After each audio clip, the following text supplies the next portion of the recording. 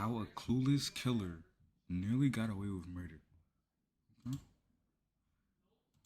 Very, very interesting title. I need you to get fire, CID. Looks like a body that's burning. What? In the middle of this field lies the burning body of an unidentified woman. Unfortunately for Texas police, whoever did this chose the perfect night to cover their tracks. So the body? Yeah. Oh, Jesus. What is this hole right here in the skull? Ironically, perfect storm of the perfect storm of destruction of evidence. As investigators analyze the crime scene for whatever evidence remains, a stray dog refuses to leave the place, circling the field as if he's trying to lead them somewhere. Detectives don't know it yet, but this dog is their only lead to a killer who spent years slipping through the justice system, walking away from violent crimes that should have put him behind bars long before this night. And worse still, this burning body may not be the only victim. There is possibly the victim's dog that's running around. Yes, hi, my name's Andy Reynolds, and I got a message that you guys found my dog. Get in your car!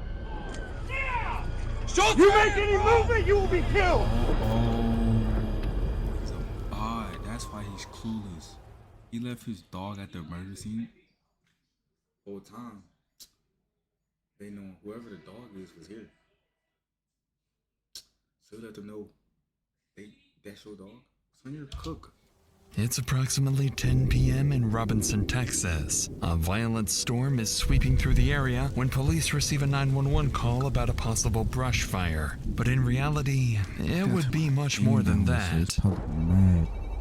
Robinson 911, where's your emergency? I was calling, I tried calling the fire department to see there's a fire in our subdivision, but it may just be them burning brush because they're building houses, but I wasn't sure. And we did have lightning, so that's why I wasn't sure too. Okay, I can get someone headed out that way to check on it. Given the severe weather, the call sounds routine. Still, dispatch sends Jason Atkins, a veteran corporal with more than 2 decades of experience, to assess the scope of the fire. But once he arrives and gets closer to the flames, he would spot something so vile it would make him sick to his stomach.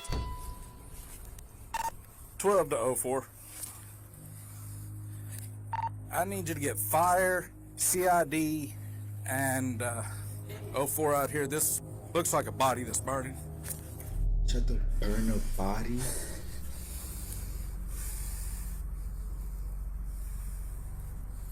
Nah. Should I use my fire extinguisher to put it out, or just leave it as it is to preserve any evidence?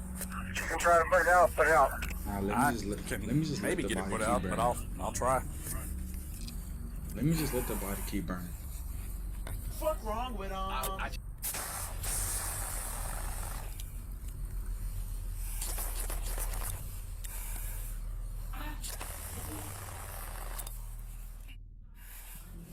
After Officer Atkins finishes putting down the fire, the sergeant arrives on scene. As he steps out of his vehicle, little do the officers know that just feet away from them sits an unexpected witness, one who saw everything that happened.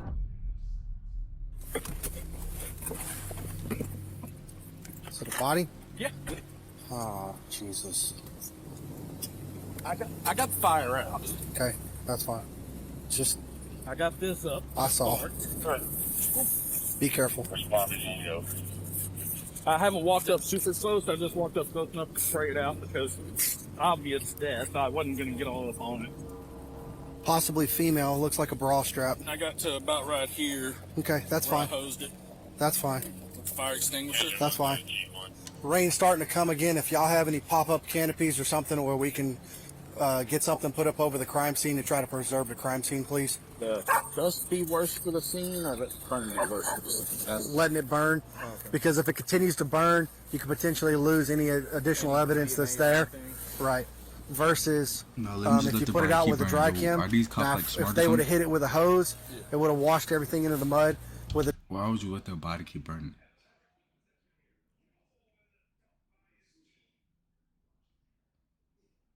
Like, am I the only one? Like, if you let the body keep burning, then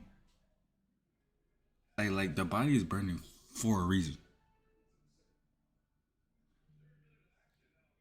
So the evidence cannot be there.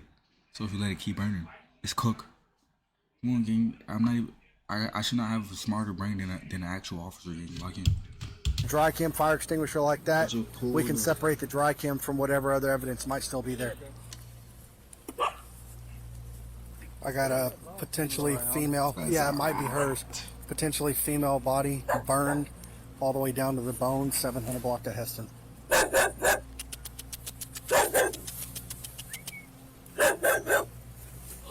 Go ahead and notify and call out animal control. We have a loose dog that's around the scene. Potentially, possibly might be the victims. We need to capture this animal. Although Victims? Atkins and the sergeant realize the dog Or the may belong suspect. to the victim, even they don't yet understand just how instrumental this Or the witness is about to suspect. become. By now, several more police officers, firefighters, and Detective Ryan Collins have made their way to the scene. And with rain and thunder refusing to stop, they know the scene must be preserved at all costs. But as they prepare to return to the body, they would come across certain details that would make them question whether whoever did this got incredibly lucky or whether this wasn't their first time. All right, so I'm not going to have y'all go to the scene. Okay. Since we're here, we're already in the scene. Yep. Corporal Atkins will not be going in the scene, but I will assist Detective Perry in throwing that up. You want us to set it up here so you can just carry. That would be outstanding. That seems like the easiest thing to way to be smart. Way to be the smart one. Come on, think So in tall order to thoughts. be in law enforcement, you gotta be fat. That's what I'm seeing. I'm seeing a lot of bad bills out here again. I told you. That's why he's asking if you're okay. Oh, I'm good. Here, 1, 2. Bad bills, bro. How would you testify in court on the amount of rain that came in between the time? It was a short torrential storm with dime-sized hail. Okay. That lasted about 15 minutes. And Sergeant Hughes was here also. What are these words? Okay, so that'll be Torrential? on y'all's body cam. So as far as time and all, okay. Yes. It would drizzle, pour, stop, drizzle, hail, stop, poured, then drizzled and stopped. To top it off, that the fire was involved. Ironically, perfect storm of the perfect storm of Very destruction heavy, of evidence. Fast falling. Indeed, And like, with hail, that's the rain, first time and I've now ever heard of that fire, word. properly examining the body will prove to be a nearly impossible task. Almost as if someone had deliberately chosen the perfect weather for his crime.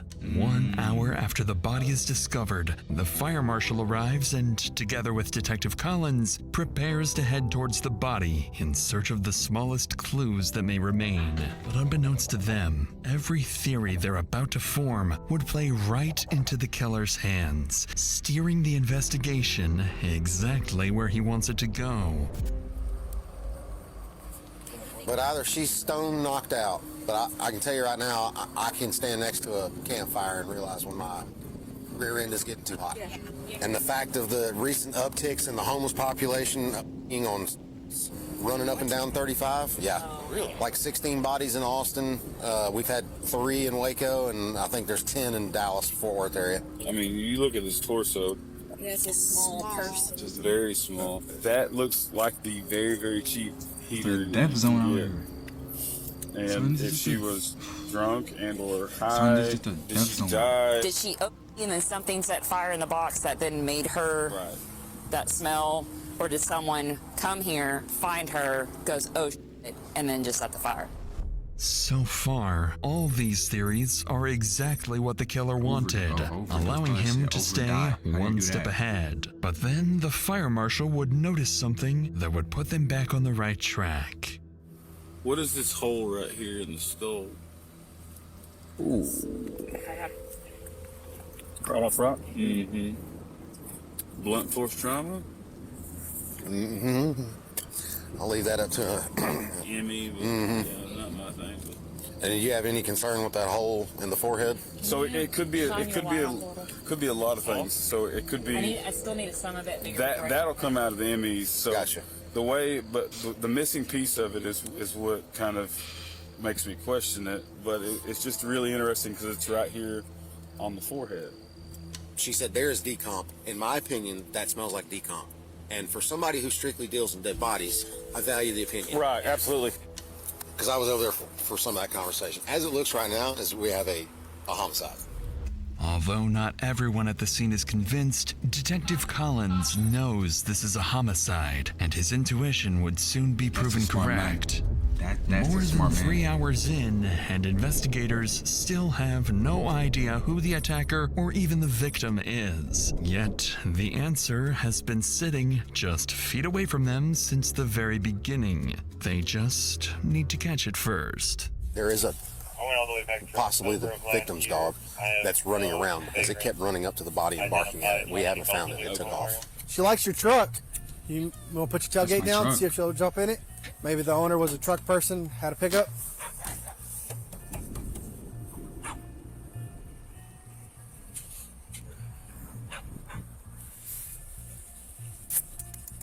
Hi, come here.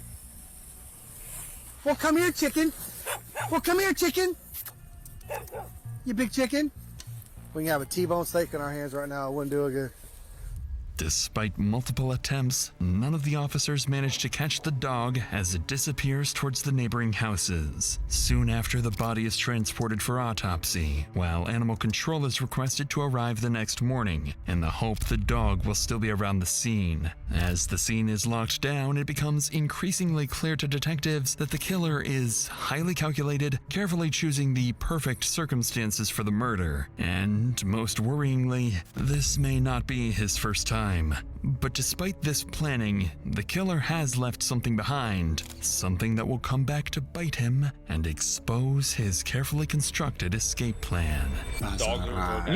You think my little... Oh my, detective, with all due respect, do not call me back. Get in your car! Get in your car! Where'd he go? If you make any movement, you will be killed!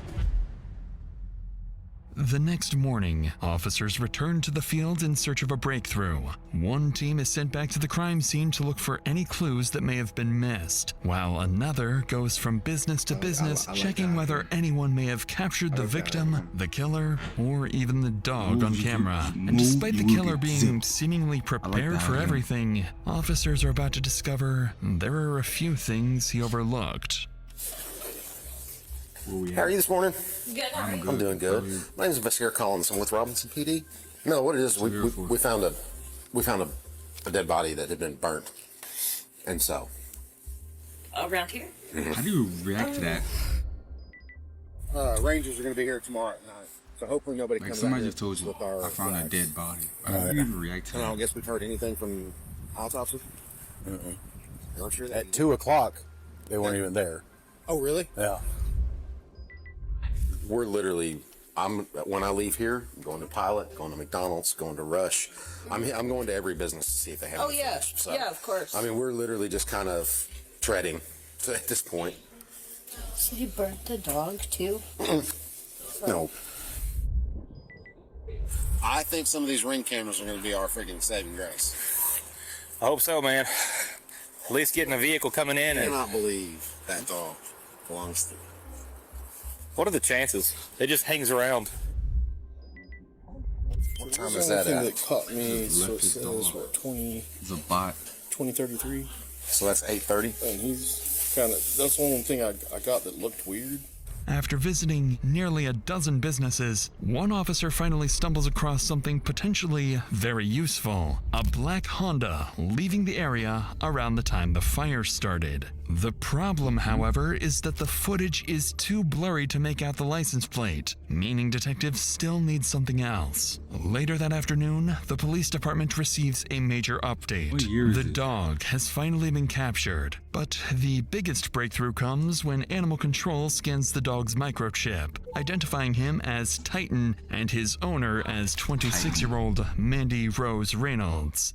Listed alongside Titan's contact information is Mandy's address, located over 100 miles from where her body was found. And when they look Mandy up, her appearance matches the little information officers already know from the scene, that the victim is a young woman of small stature. With this, officers decide their next step is to conduct a welfare check. So they head to her apartment in San Marcos. But when officers arrive, the person who opens the door isn't who they expect. But before we get to that, lately I've been paying way more attention to where my money at. Enough picture grows every week 8%, earn 3% dollars and 2 chunk of change into no month, unlike millions and about to be greeted by someone they weren't expecting. Police Department. Oh, hello. Hello. I'm Detective Finn of the San Marcos Police Department. Hi. How are you? Doing awesome. How are you? We're here on a welfare check for a person who used to be associated to this apartment, Mandy. Oh, Mandy Reynolds? Mm-hmm. She's in E1 now. E1. Yeah. Sorry, the dog. Oh, no, you're fine. How do y'all know Mandy? So Mandy's my best friend. Okay. I actually got her the Gang, how do you react to cops telling you, yeah, your best friend just got burnt to a crisp? Nah, gang. That's wild. That's wild again. I'm gonna be honest, man. How do you react to that? Yeah, we just found your best friend burnt to a crisp. apartment here. No, the address is 1000 LBJ. It's like a 5-minute walk from here. It's the ones that are little. She like a good dude too. She like a good dude. Have you talked to her in the last 2 or 3 days? She like a good The last time I dude. talked to her was Sunday. Sunday. How was that conversation? That's tough. It was good. I know she was talking about R.I.P. Mandy. going to California the next day, but then that fell through. Does she have a boyfriend or anything? No. She has an ex-boyfriend. Ex-boyfriend. A couple. But no, her cousin lives with her. Who's her cousin? I don't know his name. Does she still have her dog? Yeah. Normally, Mandy's in constant contact. Yeah. The dog is not even the killer's dog. So he's actually just an idiot.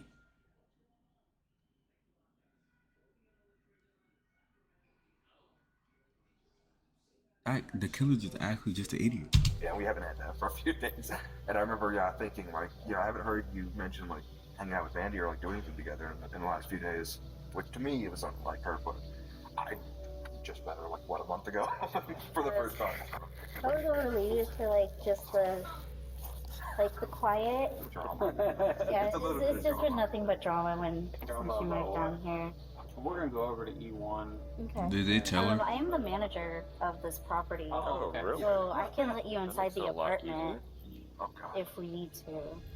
Knowing the victim has not yet been officially identified as Mandy, officers choose their words very carefully. According to the couple, Mandy's life was always full of drama, much of it, as Diana goes on to explain, revolving around the men she surrounded herself with. And as Diana leads officers to Mandy's apartment, they're about to learn exactly who those men are. Appreciate you coming out and helping us. No problem. She lives with one roommate, Yes. and it's a cousin? Yes. What is her cousin's name? He decided with a J. A guy or a girl? Guy. Cousin. Is he younger than her? Yes. Is it Jared? Jared is her ex-fiance. Is there a lot of drama with him? Just between, like, he is doing, like, a small business thing with her grandfather. And I know that went south. Her and Jacob always fight on and off. She changed her number because she didn't want Jacob to have their name in her. She said she was scared. Probably Recently, with 3 Mandy was different just people, making a lot of enemies. you might be the problem. How so? RP you though, but you might be the problem. She might be the problem. Thanks to Diana, officers have just uncovered 3 potential suspects. Jared, Mandy's former fiancé, with whom she shared 2 dogs, including Titan. Jacob, an ex-boyfriend she had been trying to avoid after they split on bad terms. And finally, her cousin, who had been living with her for the past month. Police know they'll need to look into each of them more closely, unaware that one of these suspects is already tied to another alleged homicide. But when officers finally reach her apartment, they still have no idea who or what is waiting for them on the other side of the door. Sorry, I'm asking you a million questions and forgetting a lot of stuff, but her cousins that she lives with. She has to get stabbed first, but ain't no way she just get lit on fire. I don't want to spook them if you think they'll answer. Or, I don't think she's home. Moved out of here? Kitchen doesn't feel weird. Unless Bro. she packed everything up. What do you mean? Is it usual for her to do stuff like this, or is this seem bizarre? I know she was unhappy the past couple of weeks and she kept like talking about moving. But yeah, on Sunday she was unloading everything. That's on me. is this just a 1-bedroom or 2-bedroom? Just a 1-bedroom.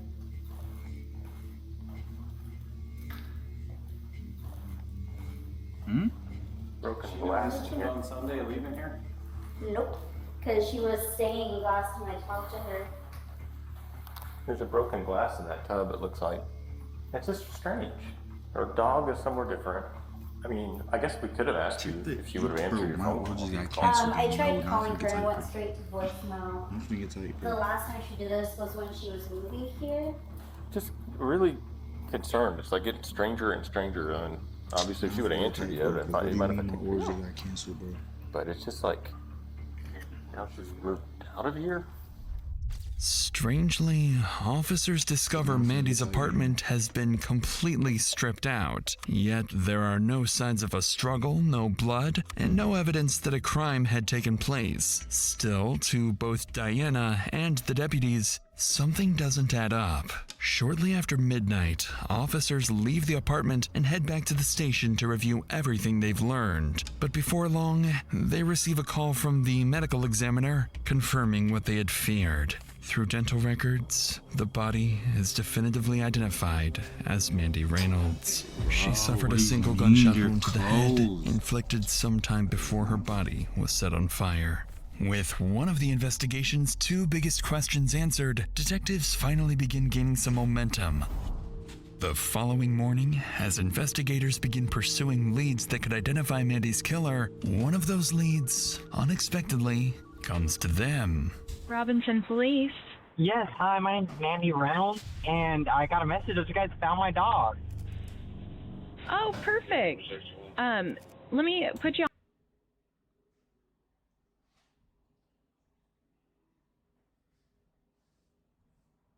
No way he's that dumb. No way he's that dumb.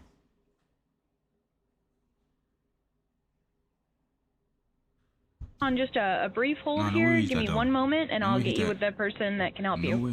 Thank you. On the line is Mandy Reynolds, but as dispatch transfers the call to Detective Perry, it wouldn't take long for something to feel very off.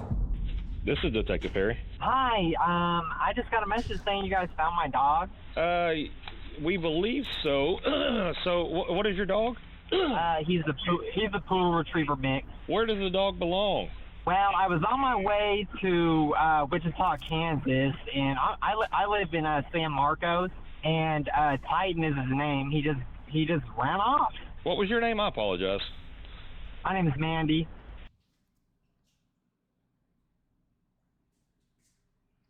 Nah, he's a retard. He's actually an idiot. No, he's dumb. He's retarded. Do you want me to come get him, or I don't understand. Is he at the pound? So we just put him at the pound, but we put a hold on him because we were trying to figure out who he belonged to. How long ago was this that he's been out? Oh, heck, it's been, I don't know, this would have been around 1 in the morning.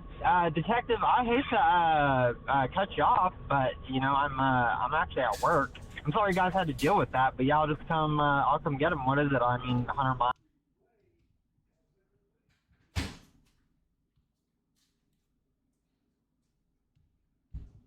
So about 1 o'clock last night. Oh, and Jesus Christ! Yes. What? I mean, what is the interrogation about? No, I'm just trying to make sure I understand why. You know what? That dog, that's my dog you guys have. Let's get that straight, Detective. Okay, and that's fine. I understand that. You know what? I'll just come to the pound. Goodbye.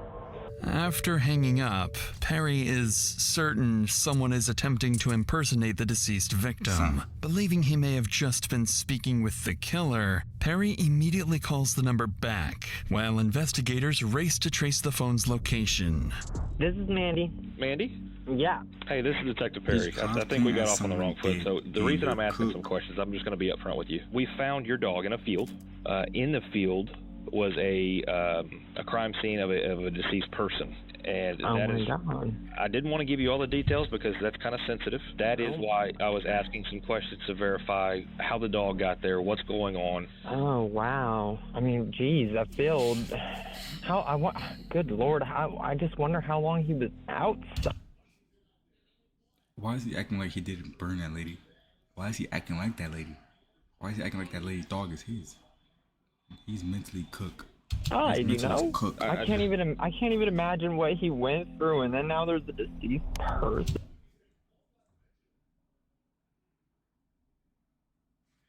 And like, oh my God. This number comes back to a different name. Are you on somebody's phone plan? I'm going to be frank with you, sir. You know, I'm sorry that this happened, but I cannot waste my whole day speaking to you. I'm just trying to figure out how long the pup was there. If the puppy messed with the body. If the puppy messed with the body. Dogs are natural scavengers. You think my little Titan would go? Oh my, detective, with all due respect, do not call me back. Although the caller hangs up once again, investigators finally get exactly what they needed. The phone is successfully traced, and the signal is pinged to the west side of Wichita, Kansas. With Mandy confirmed dead, a mysterious caller impersonating her, and her Honda Accord still unaccounted for, detectives issue a bolo for the vehicle. Before long, flock cameras pick up Mandy's Honda traveling along Mays Road in Wichita. Convinced one of their 3 suspects is behind the wheel, officers move in to conduct a traffic stop. But instead of pulling over, the driver would do the exact opposite. Yeah. On the sidewalk. Hey, he's taking off. Give this guy the opportunity to get out of your way. Yeah, go around. Try to gain as much as you can. Is that him up there weaving through traffic still? He's approaching Tyler. Okay. Go. He's running left. Get a perimeter. Go. He's running west? Running west, yep. He's running near Dillon's.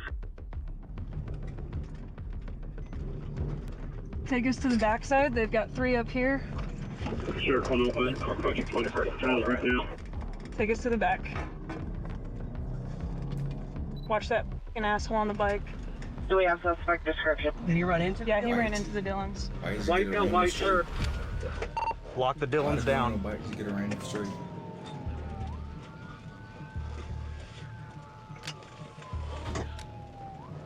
Yeah, he definitely. Why he run like that? White shirt. After the suspect hides inside the store, officers outside quickly begin surrounding the building. With dozens of innocent people potentially in his line of fire, they draw their weapons and prepare to move in. Get in your car! Come out! Come out! Come out! Come out! Come out!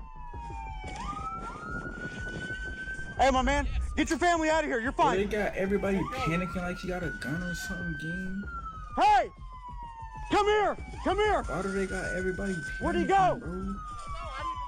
You didn't see him? Didn't see him. Yeah.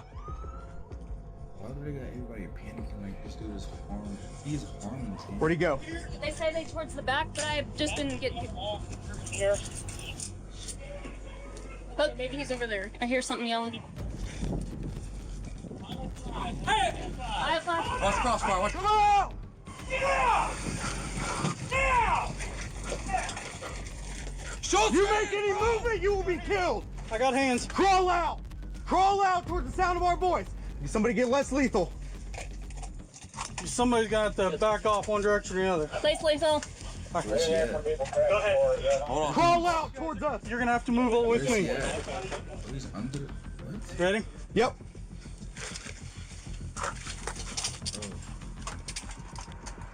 Pull him out. Nah, they yanked him. He really just went and hid. Like, you could've... He just made it so obvious. To the point where even if it wasn't him, I would still arrest him. 283, clear the air. One in custody.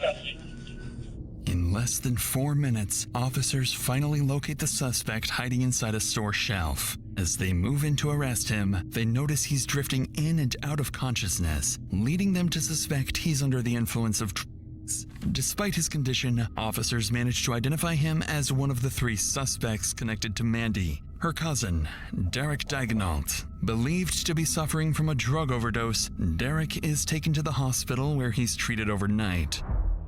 During this time, investigators begin digging into his background, and what they uncover is deeply concerning. Not only does Derek have a lengthy criminal history, including aggravated assault and burglary, but he's also wanted in connection with another homicide. Just weeks earlier, his girlfriend, Shanoa Hansel, had been found dead in a ditch under mysterious circumstances. Investigators now realize they may be dealing with someone far more dangerous than they anticipated, and under no circumstances can they afford to let him back out onto the streets. The next morning, Derek is transported to the Sedgwick County Jail for questioning, where detectives need to figure out his role in not 1, but 2 homicides. Hey, Derek. Detective Chisholm, this is Sergeant Hardy. What's that one say? Which one were? The big one on your arm there. Oh, Family Forever. Family Forever. Okay. You feel like you have a pretty good handle of what's going on, why you're here, why we want to talk to you? I'm just trying to make sure you're in a position where you can answer questions. No, I fully understand my situation. I'm not exactly sure why you guys want to talk to me, unless it has to do with Shanoa. Mm-hmm. And besides that, no. I am the detective that's been investigating Shanoa's death. Shanoa was your girlfriend, right? And Shanoa was my best friend for 2 years, just since I was released from prison the first time. So pretty much January goes by, man, and me and Shanoa, we're not talking. Like, we might be here and there. Like I said, it's beyond repair. It's gone. And I'm okay with like, I'm not about to go do my life in prison over a female. Mm-hmm. I told, and last thing I said to Shanoa, man, I'll be myself. I said, you leave, don't come back. My order got canceled. Oh, God.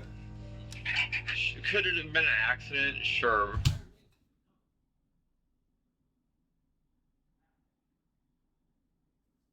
An accident, but I don't know. I don't see it, but did I do it? No. As expected, Derek calmly denies any involvement in his ex-girlfriend's death. From the beginning, detectives believed the evidence tying him to her murder was weak at best, but the same cannot be said about Mandy. And as questioning continues, the conversation is about to take an inexplicable turn. Where'd you get the car? I'm gonna tell you something, man. I'm gonna leave it at this. Like, the cartel in Texas is very real. When the person I went down into Texas with was knee-deep in debt with the cartel. But how's that have to do with the car you ran from us in last night? What do you mean? Well, I mean, where'd you get the car? The car was my cousin's. Did she give you the car? No, she didn't. I took the car and it wasn't my choice. Like, if it makes sense, it makes sense. If it doesn't. The cartel told me, go dig this grave, right? And guess whose grave I dug? My grave. They empty a couple slugs right into my chest. They say, hey, Derek, you want a beer? And I turn, take 2 to my chest, man. And I got a bulletproof vest on with a plate in it, Do me a favor real quick. Lift up your shirt. Just let me see your chest. Whereabouts do you think you got shot? Pretty much center mass there? Uh-huh. Okay. As the detective examines his chest, there is no bruising on Derek's body, something investigators would expect to see had he truly been shot twice, even while wearing a bulletproof vest. By now, detectives realize that by avoiding direct confrontation, they've gotten virtually nowhere. So now they would attempt to pick apart his account piece by piece. But this approach is about to backfire. I get out of the grave and I go home, and where's home? Home is in San Marcos at Mandy's apartment. It wasn't right in there. What do you mean? It was just an eerie feeling. Like there's just certain that she wouldn't have left that was left. If someone made you kill her or made you watch her get killed, now's the time to let us know. Look, man, I'm done talking about the cartel with you guys, period. I'm done talking about the situation. You know, like are you guys trying to, like, get me killed? No, we're trying to find out if you killed her. I guess you want to tell that? She want to talk to your mom? Well, we talked to her a little earlier, and she said she'd be willing to talk to you. It's just it's up to you. Yeah, can I call her? They're asking where Mandy is. They got her, huh? The cartel? Yeah. I know you do. You feel me? But I'll tell you one thing for sure, two things for certain. It ain't gonna be because I killed Shanoa or Mandy. That's not why I'm going back to prison. Oh, I know you didn't. I know you didn't. And I know you didn't kill Shanoa, and definitely not your cousin either.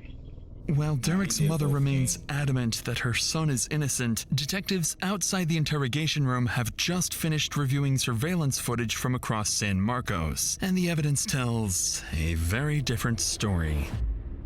Piece by piece, investigators begin reconstructing what they believe happened to Mandy. Just weeks after Shanoa's death in March, Derek had an active warrant and was wanted in connection with the case. That's when Mandy decided to let him stay at her apartment in San Marcos. By early April, the situation had deteriorated. Mandy was struggling to live with Derek and decided she would drive him back to Wichita around April 4th. Investigators believe Derek knew he was about to be kicked out. Prosecutors allege that sometime on April 3rd, Derek shot Mandy once in the head inside her apartment using her own stolen .380 caliber handgun before taking her cash and belongings. The following morning, Derek purchases a large plastic storage container, the same type used to later conceal Mandy's body, along with a shovel, gas can, duct tape, and garbage bags. 15 minutes later, CCTV captures him loading the items into Mandy's Honda Accord, and sticking his head out of the passenger window is Mandy's dog, Titan.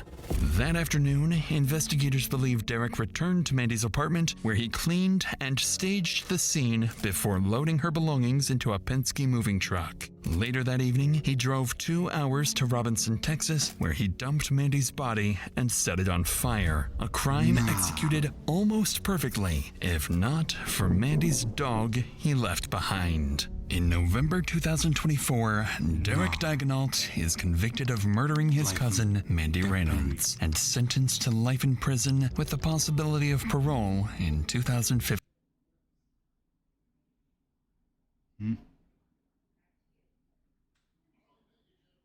I said it was what?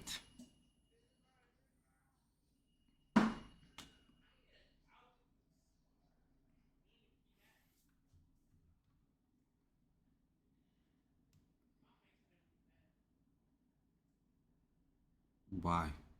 54. He has not been charged or convicted in connection with the death of his girlfriend, Shanoa Hansel, and that investigation remains ongoing. And as for Titan, he was happily taken out of the pound and is now living happily with Mandy's best friend, Diana. They give him possibility. You serious? That's alright.